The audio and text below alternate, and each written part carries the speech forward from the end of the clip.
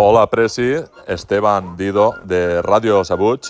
Volia preguntar-li pel rumor que situa a Nathan Dylan Salivà en el Villarreal i si creu que això serà un fitxatge serio o la gent se ho agarrarà un poc a cachondeo. Tu què creus? que no coneixerà la gent, collons. A veure, quan van fitxar a Estupiñán li diuen Escupiñá. Al final això no poden controlar, lo important que siga bo i, bueno, pues siga Salivà, siga Gargall, pues, a la via, a la va, tira Salivà. Hola, Pere Gil, de Animemes de sempre.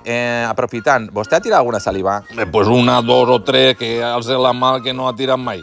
Qui no ha gastat un poquet de saliveta i para llevarle gorrites, per exemple, o això que, hòstia, que no entra, una salivaeta i cap a dins a marxar.